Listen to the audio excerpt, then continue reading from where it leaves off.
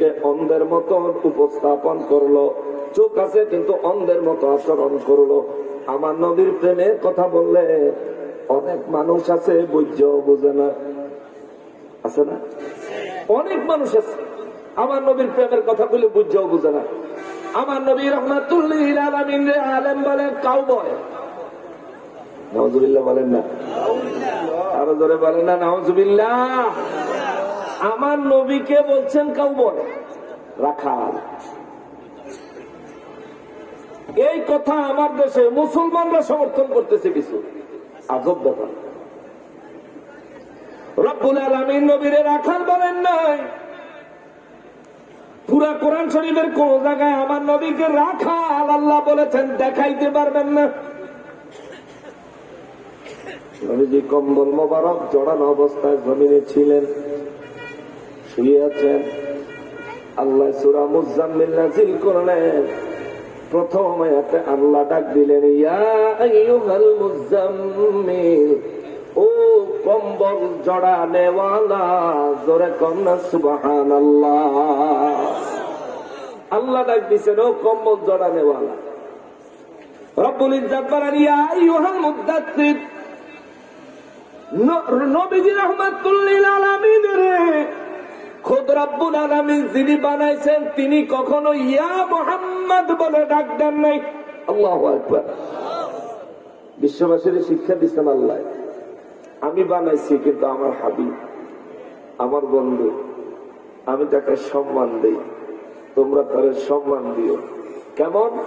লা তারফাউ আসওয়াতাকুম ফাওকা সাউতিন নবী, তোমরা নিজেরা নিজেদের মতো একজন আরেকজনকে যেভাবে সম্বোধন করো এইভাবে আমার হাবিব রাহমাতুল লিল আলামিনকে সম্বোধন করো না। কে বলছেন? ধরে বলেন কে বলছেন? যদি সম্বোধন করেন, সূরা হুজুরাতের 2 নম্বর আয়াতের শেষের অংশে আল্লাহ বলেন, তোমাদের সারা জীবনের আমলনামা এমন ভাবে ধ্বংস হয়ে যাবে যে তোমরা টেরও পাইবা না। জোরে কন্যা নাউজুবিল্লাহ।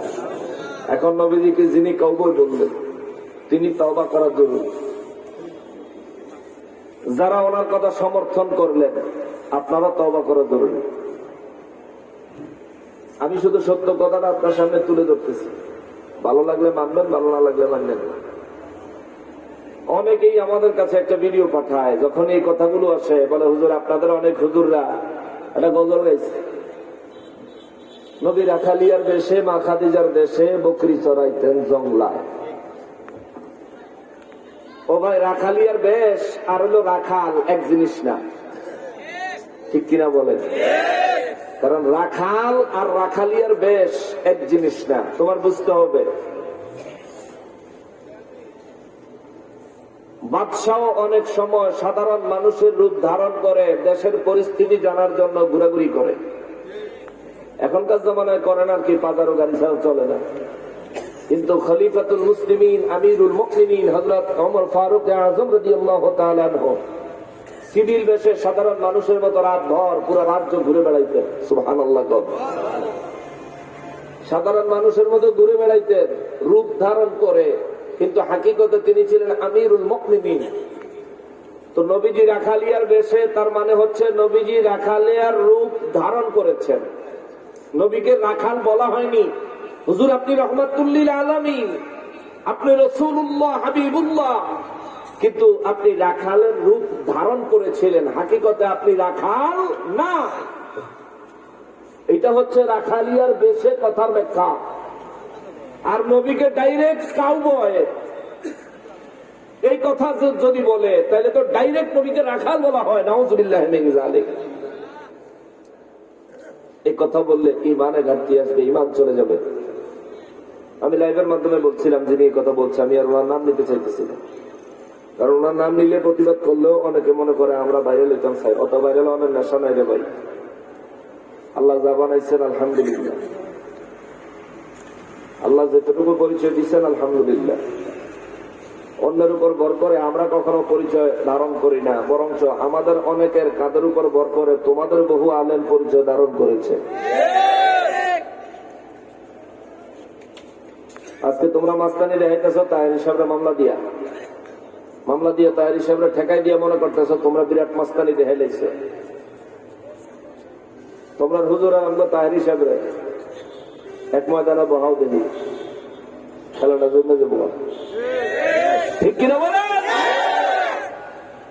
তোমাদের হুজুরকে দিয়ে 1 ঘন্টা তাফসীর করাও একই স্টেজে, আমাদেরকে 1 ঘন্টা তাফসীর করতে দাও, খেলা জমায়ে দিব। তাফসীর কারে কয়? জনমের মতো শিখিয়ে দিব। তাফসীরের নাম দিয়ে রাজনীতি করে বেড়াও। রাজনীতি করো না, তোমার অধিকার আছে, এদেশের নাগরিক হিসেবে রাজনীতি করার অধিকার আছে। এটা নাম দিলা মাহফিলের কল্লা রাজনীতি, নাম দিলা তাবলিগের কল্লা তালিম। তোমরা নামে আর কামে ঠিক নাই কি লিগা? আল্লাহ না কইছে ফালা তাকুলু মা লা তা'লামুন। আয়াতটা ভুলে গেলাম। আল্লাহ রাব্বুল ইজ্জত বলেছেন এমন কথা তোমরা বলো না যেই কাজ তোমরা করো না।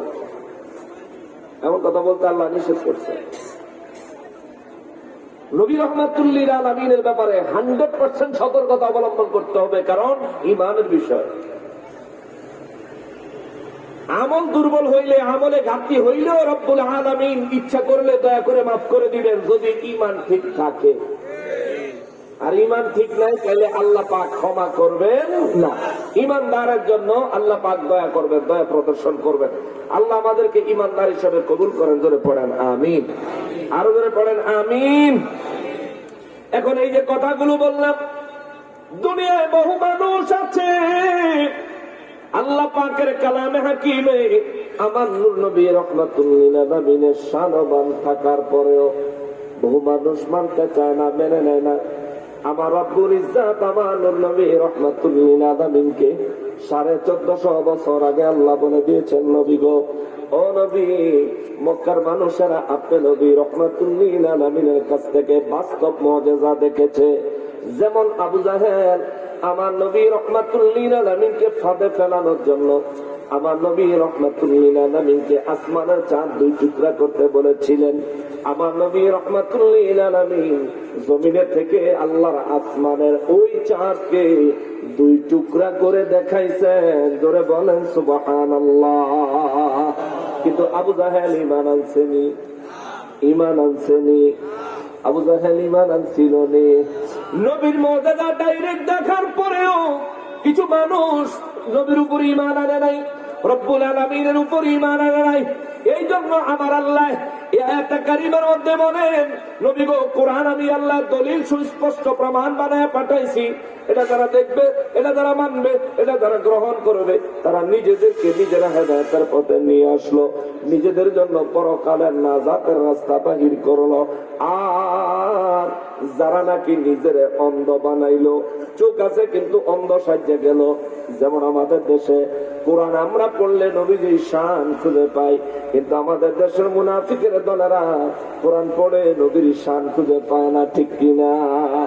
এই জন্য অলিউল্লাহ শেখি হুজুর সুন্দর করে লিখছেন, ওরে কোরআনে তো নবীজির শান মুনাফিক দেখে না, কোরআনে তো নবীজির শান মুনাফিক দেখে না, ঈমানদার দিওয়ানা যেতে চায় মদিনা, ঠিক কিনা বলেন? রব্বুল আলামিন বলেন আমার নবীকে 1450 বছর আগে বলে দিয়েছেন। হুজুর আপনি বলেন ওয়ামা আনা আলাইকুম বিহাফিজ। হুজুর আপনি বলে দেন আমি এসেছি তোমাদেরকে হেদায়েতের বাণী শোনাইতে, পৌঁছাইয়া দিতে, তোমাদেরকে জাহান্নাম থেকে হেফাজত করতে আসি নাই। তোমাদেরকে জাহান্নাম থেকে হেফাজত করার জন্য আমি নবী আসি নাই। আমি নবী এসেছি হেদায়েতের বাণী তোমাদেরকে পৌঁছায়া দিব। তবে জাহান্নাম থেকে রক্ষা পাওয়ার জিম্মাদারি আমি নবী নিব। যে ঈমান আনবে তার, সুবহানাল্লাহ, যে ঈমান আনবে তার, তাকে জাহান্নাম থেকে রক্ষা করার দায়িত্ব আমি নবী নিব। এই জন্য আমার নবী রাহমাতুল লিল আলামিন হাদিসে মুবারকের মধ্যে বলেন, শাফাআতি লি আহলিল কাবাইর মিন উম্মতি, আমার উম্মতের মধ্যে যারা অনিচ্ছাকৃত ভাবে কবিরা গুনাহ লইয়া হাসরের ময়দানে দাঁড়াবে। আমি নবী আমার ওই গুনাহগার কবিরা গুনাহগার উম্মত গুলারে হাসরের ময়দানে সুপারিশ করব, জাহান্নাম থেকে হেফাজত করব। আমি তাদেরকে রব্বুল ইজ্জতের দয়া নিয়ে, রব্বুল ইজ্জতের ক্ষমা নিয়ে আমি আমার ওই উম্মতদেরকে জান্নাতে পাঠাবো। জোরে বলেন সুবহানাল্লাহ। নবী জিম্মাদারে নিবেন, তবে ইমানদার। রব্বুল আলামিন বলেন, হুজুর কাফেরদেরকে বলে দেন, ওয়ামা আনা আলাইকুম বিহাফিজ, তোমরা ঈমান না আনলে আমি নবী রাহমাতুল লিল আলামিন তোমাদের হেফাজতের দায়িত্ব আমি নবী নিব না। আমি নবী নেই নাই, হেফাজতের দায়িত্ব নিয়ে আমি নবী আসি নাই। এরপরে আমার আল্লাহ 105 নম্বর আয়াতে বলেন, আপনাদের কষ্ট হয়ে যাচ্ছে, আমি অল্প কিছু করে শেষ করে দিচ্ছি। শুরু করলাম তাহলে ঘন্টা কেন কিছু শুনবেন আরো কিছু কর। আচ্ছা, আপনাদের কষ্ট না হলে আমার অসুবিধা নেই, এই একজন থাকলেই চলবো, আমার বেশি মানুষ লাগতো না, একজন প্রেমিক লাগবে বাস। লক্ষ লক্ষ মানুষের দরকার নাই, কারণ বদরের ময়দানে মুসলমানের সংখ্যা বেশি না কম?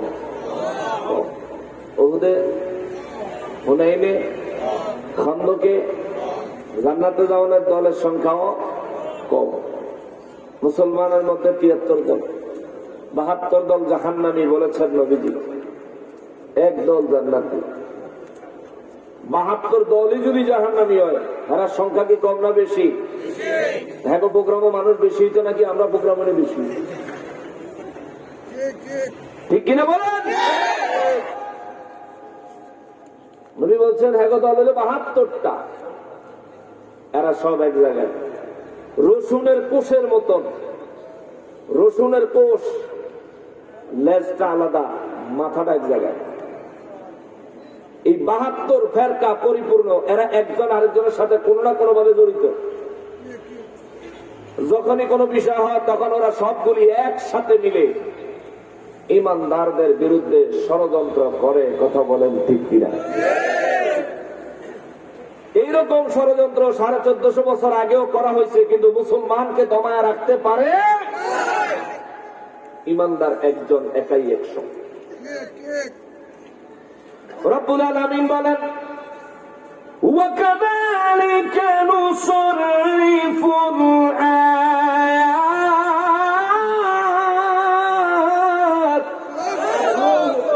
রব্বুল আলামিন বলেন, নবী গো বিশ্ববাসীকে বলে দেন, আমি রব্বুল আলামিন এইভাবে আমি আমার নিদর্শনগুলো, আমি আমার বিধানগুলো, আমি আমার দৃষ্টান্তগুলো এইভাবে আমি রব্বুল আলামিন বিশ্ববাসীর সামনে সুস্পষ্টভাবে উপস্থাপন করি। আমি বলে দিলাম ওয়ালিয়াকুলু দারাস্তা, এই দুনিয়ার মানুষগুলো তবু আপনার সাথে তর্কে জড়াবে। কি বলতেছে? জোরে কন্যা মনে হয় যেন আরো জোরে কন্যা কে? আল্লাহ বলতেছেন, এরা আপনার সাথে তর্কে জড়াবে। তর্ক করব কার সাথে? নবীজির সাথে। যে নবীর চাইতে শ্রেষ্ঠ কোন সৃষ্টি আল্লাহ বানায় না। সুবহানাল্লাহ। যে নবীর চরিত্র মোবারক সম্পর্কে আল্লাহ বলেছেন, খুলুকিন আযীম, অত্যন্ত পবিত্র, অত্যন্ত পরিচ্ছন্ন। ওই নবীর সাথে তর্কে জড়াইছে যারা, ওদের প্রেতাত্মারা এখন সমাজে আছে না নাই? বলে বলেন আছে না নাই?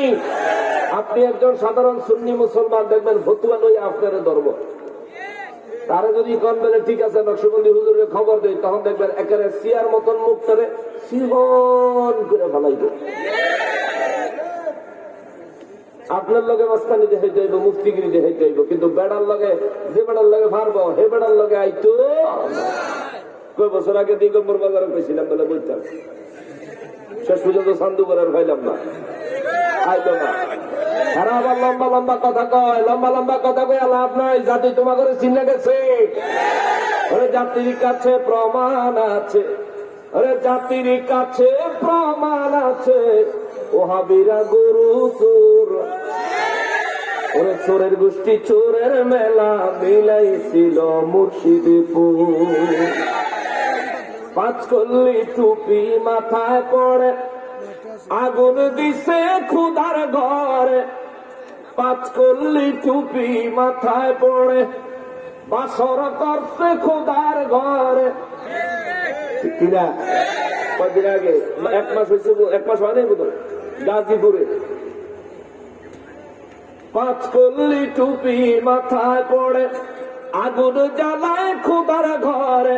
আগুন জ্বালায় আল কোরআনে, আগুন জ্বালায় আল কোরআনে, এরাই আসল ঈমান চোর। ঠিক কিনা বলেন? মসজিদে আগুন জ্বালায়া, কোরআন শরীফ আগুন দিয়া জ্বালায়া ইমানদারি ফুটানোর চেষ্টা কইরো না, তোমাদেরকে জাতি চিনে গেছে। অবাক হলাম ইমাম দেখে। এখন ইমামের নমুনা দেখেন, এক খতিব সাহেব চুক্তি করে বিয়া করে, যেটা হারাম, হে বেটে মসজিদের ভিতরে বাসন করে, আর ওই মসজিদের ইমাম সব বাইরে দিয়ে পাহারা দেয়। কত সুন্দর ইসলাম তার কাছে। ছোট ছোট গোলাবেন পড়তে দিবেন, শেষ খালাস। গোলাবেনরা বলৎকার করে সব পরাশ করে দিব। ইসলাম, হ্যাঁ ইসলাম কত সুন্দর। ফেসবুকের মধ্যে এক ভিডিও দেখছি, এক হুজুরে ছাত্রীর বাসার কাছে আরাম করত, সময় টিভিতে ধরছে। এটা হ্যাঁ ইসলাম। আল্লাহ তাদেরকে হিদায়াত নসিব করুক, জোরে করা আমিন। হেরার আরেক ইমামের নমুনা হলে অবাক হলাম ইমাম দেখে বালিশার তরকারি চোরসে। অবাক হলাম ইমাম দেখে বালিশার তরকারি চোরসে। চুরি করে শকর আদায়, ওরে চুরি করে শকর আদায়, এ তো জঘন্য কুফর। চোরের গোষ্ঠী চোরের মেলা মিলাইছিল মুর্শিদপুর। ঠিক কিনা? মুর্শিদপুর ইমাম সাহেব বালিশার তরকারি চুরি করছে। বলে জিজ্ঞাসা, হুজুর কেমন লাগতেছে? আলহামদুলিল্লাহ, অনেক ভালো লাগতেছে। আরেকজনের বাড়ি বালিশার তরকারি চুরি করানোর পরে হুজুরের কাছে ভালো লাগতেছে। তো ইমাম সাহেব, তার নাম বলে হাবিবুল্লাহ, কত সুন্দর একটা নাম। তো বলে তালতলা মসজিদের প্রতি, ভাই ওই এলাকায় তালতলা মসজিদের প্রতি ইমাম সাহেব। হায় হায় হায়, আফসোস। ওরা ভাঙলো কত অলির দরবার, পাহারা দিল মন্দির বারবার। না ভুল কইলাম? ঠিকের আওয়াজ তো দুর্বল হইতে জোরে বলেন ঠিক কিনা? বলতেছে ঠিক কইয়া কোন বিপদ করি। মৌত একবার হবে, মৃত্যুর স্বাদ একবার গ্রহণ করা লাগবে। মরণে যখন লাগবো তো ডরাইয়া কিনা? যদি ডরাইতে হয়, যদি ভয় পাইতে হয়, ভয় পাবো কাকে? যারা বলেন কাকে? তোমরা অলি আল্লাহর মাজার শরীফ ভেঙে দিবা, অলিদের দরবারের মধ্যে এই শিরিক বিদআত উৎখাতের নাম দিয়া চুরি বাটফারি সিটারি করে বেড়াইবা, আর তোমরা বিরুদ্ধে কিছু কইতে পারতাম না। তোমরা কি আমরা রোহিঙ্গা পাইছো নাকি? আমরা কি রোহিঙ্গা মনে করো? তোরা তো রোহিঙ্গা। এদেশে যারা ইসলাম আনছে তাদের দরবার যারা ভাঙচুর করে, এরা নিজেদের মুসলমান পরিচয় দেওয়া মানে রোহিঙ্গার সমান। যারা ইসলাম আনলো ওদের দরবারে হামলা করে নিজের মুসলমান পরিচয় দেওয়া লজ্জা করে না? হুজুরে ওখানে শিরিক হয়, বেদাত হয়। এবারে শিরিক বেদাত তোর মুখে মানায় না, কারণ তুই মন্দির পাহারাদার। ঠিক কিনা বলেন? যেন ডাইরেক্ট শিরিক হইতেছে, যেখানে ডাইরেক্ট শিরিক হচ্ছে তুমি সেখানে গিয়া পাহারা দাও। আর তুমি আইছো ওলি আল্লাহর দরবারে শিরিক উৎখাত করতে। শিরিক উৎখাত, শিরিক বিদআত উৎখাতের অভিযান যদি আরম্ভ হয়, সর্বপ্রথম তলোয়ারের নিচে কল্লা যাইব। তো তোর মাথা যাবে আগে।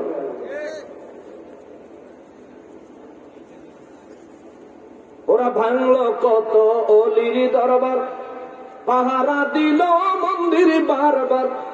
ওরা নবীর তাজিম হারাম মানে, মূর্তির তাজিম ভালোই জানে। ফেসবুকে দেখছেন না, মূর্তির সামনে আর জোর করে কি তাজিমটা করে। এই দফরে কিন্তু নবীর মিলাদ খাড়া করাই করতেন না। ঠিক কিনা বলে?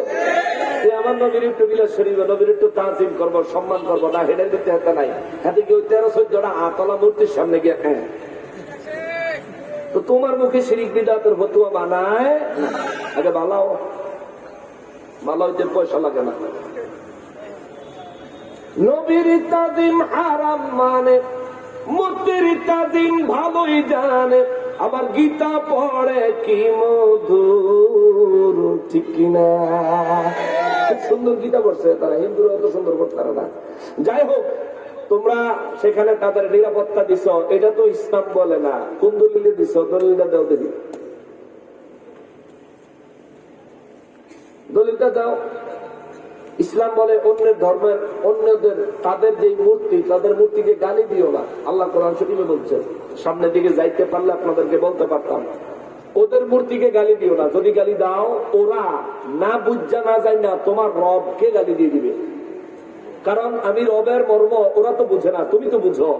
সেহেতু আল্লাহ বলেন তাদের মূর্তিকে তুমি গালি দিও না, তাদের উপর আক্রমণাত্মক হইও না, তাদের উপর জুলুমবাজ হইও না, তাদেরকে স্বাধীনভাবে চলতে দাও, তাদের কাছে দ্বীনের দাওয়াত পৌঁছায়া দাও। তার যদি ইচ্ছা হয় আমি আল্লাহর যদি হেদায়েত দেই, আমি যদি হেদায়েত তারে দেই, তাহলে সে অটোমেটিকলি ইসলামে দাখিল হবে। জোরে করেন সুবহানাল্লাহ। এটা হলো ইসলামের পদ্ধতি। মূর্তি পাহারা দিতে তো তোরে কেউ কয় নাই। ইব্রাহিম নবী কি মূর্তি পাহারা দিছে না ভাঙছে? জোরে বলেন, পাহারা দিছে না ভাঙছে? কাবা শরীফের ভিতরে 360টা মূর্তি আছিল। নবী বলেন আলী পারবিনি? আলী রাদিয়াল্লাহু তাআলা বলেন ইয়া রাসূলুল্লাহ লাব্বাইক। বলেন হুজুর কি করতে হবে? আমার নবী রাহমাতুল লিল আলামিন বলেন আলী কাবা শরীফের ভিতরে মূর্তিটি খালি করে দিতে পারবেন? বলে জি ইয়া রাসূলুল্লাহ, অল্প একটু সময় দেন, এক্ষুনি খালি করে দিচ্ছি। আল্লাহু আকবার। জোরে বলেন আল্লাহু আকবার।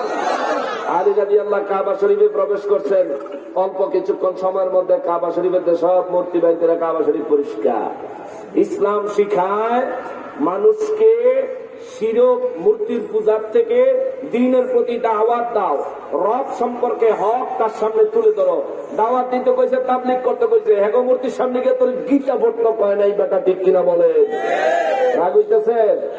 রাগ করতেছেন? রাগ করলেও সত্য কথা আমি বলবই, যা করেন আমারে করবে। মরণে আমি ভয় করি না, কারণ নুরুল ইসলাম ফারুকী রহমাতুল্লাহ আলাইহি হুজুরের মৃত্যুকে দেখে আমি অনেক সাহস পাইছি। এই কারণে আরে মুসলমানের জীবনের শ্রেষ্ঠ চাওয়া হচ্ছে শাহাদাতের মৃত্যু। যে মুসলমানের মৌত হয় শাহাদাতের, ওই মুসলমানের আর কোন চিন্তা। যেমন শহীদে মিল্লাত নুরুল ইসলাম ফারুকী রহমাতুল্লাহ আলাইহি, ওনার শাহাদাতের পরে ওনার চেহারা দেখবেন ঠোঁটের কোণার মধ্যে একটা হাসি। অথচ ওনাকে শহীদ করেছে চরম নির্মম ভাবে,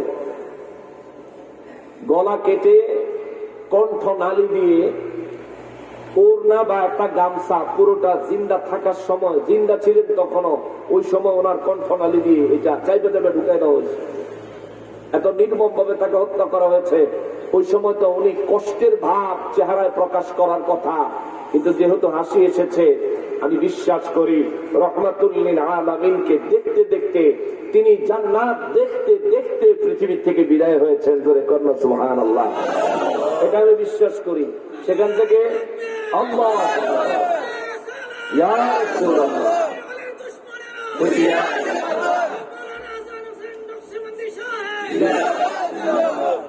আল্লাহ কবুল করে। জোরে করে আমিন।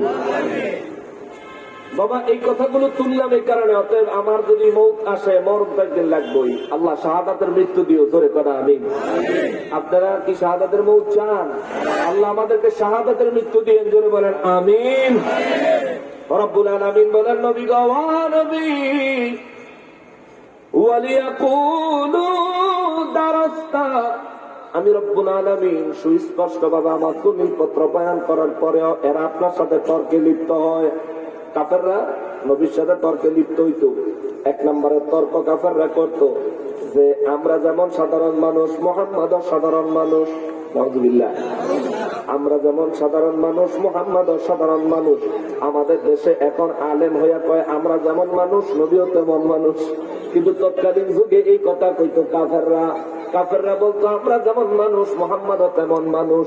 কিন্তু নবীজির কোরআন সম্পর্কে যখন প্রশ্ন উঠতো, কাফের বেঈমানেরা বলতো মুহাম্মদ সাল্লাল্লাহু আলাইহি ওয়াসাল্লাম এই কোরআনের কথাগুলো পূর্ববর্তী ইতিহাস থেকে এনেছে, পূর্ববর্তী